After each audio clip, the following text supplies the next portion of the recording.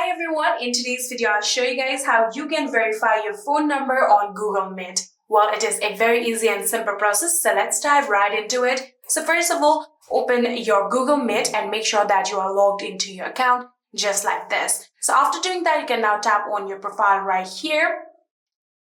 And then you can get the option of add your phone number. If you simply just tap on add your phone number, now there will be the requirement of adding down your phone number right here.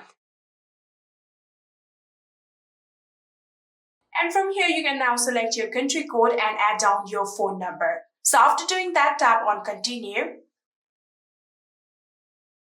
And here you can see your phone number has successfully been verified. So there might also be requirement of manually verifying it. If there is such kind of requirement, you will be getting a one-time code on your SMS, and then you'll have to type down that code, and like that you will successfully be verified on Google Meet.